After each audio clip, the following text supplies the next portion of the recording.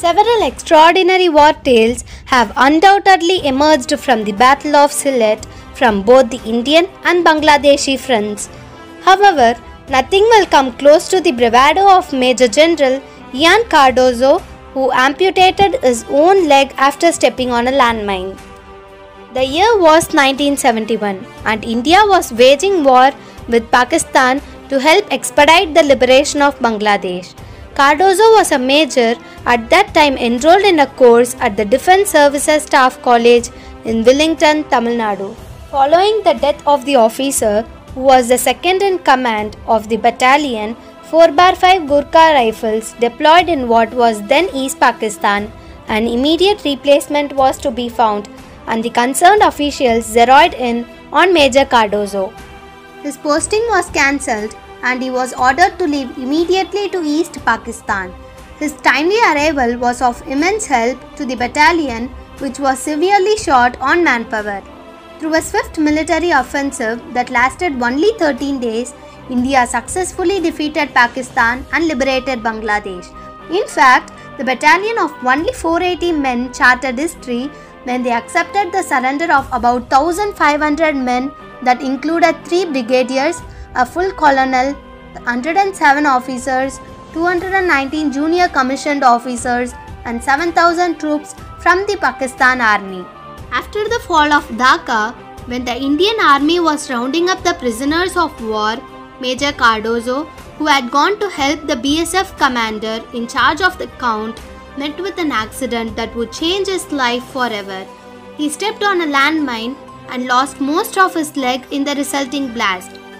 A part of his leg, which had remained attached to his body, could not be amputated surgically because, due to the extensive war breakage, no form of medical anesthesia or surgical equipment was available.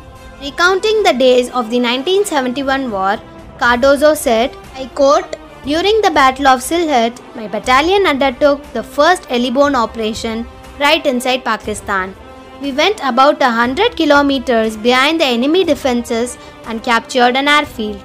We were told that we would be linked up within 48 hours, but we were not linked up for 9 days. So we were without food or water. We carried more ammunition than food and blankets. So we had a bit of tough time. The enemy artillery destroyed the MI room and all the medicines with it. The MI room is a place where casualties are kept. Thus, when I got wounded, there were no antibiotics, no painkillers, and there was nothing to amputate the leg. So, when the doctor took his time finding a suitable instrument, I decided to do something. I belong to the Gurkhas. We carry a knife called the kukri. It's a 14-inch blade which is curved. Basically, it is used to chop off the enemy's head, and we did quite a lot of damage with that in the first 2 attacks.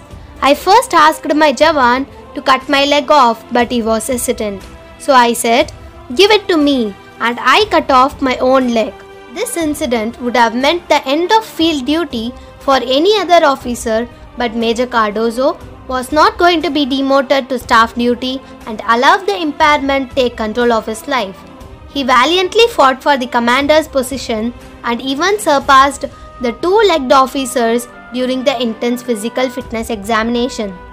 History was created when he went to become the first war-disabled army officer to command not just a battalion but also a brigade composed of 3 to 6 battalions plus supporting elements. And it wasn't a cakewalk. Despite acing the fitness test, the medical officers didn't clear Major Cardozo. So he took his case to General Tapeshwar Raina, the then Chief of Army Staff. Impressed by Cardozo's resilience, the general asked him to accompany him to Ladakh. Upon observing that Major Cardozo could easily walk through the sturdy mountains with the snow hardly affecting him, the general personally recommended that the major command a battalion. The incident repeated itself when Major Cardozo motioned for the brigade commander's position and emerged victorious once again.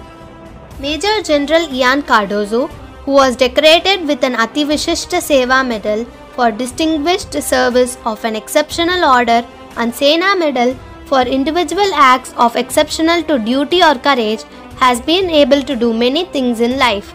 which many others can't dream of, just because he did not give up and batched on regardless. After retirement, Major General Cardozo served as the chairman of Rehabilitation Council of India from 2005 to 2011. The 82-year-old currently resides in New Delhi with his wife and 3 sons. Jai Hind.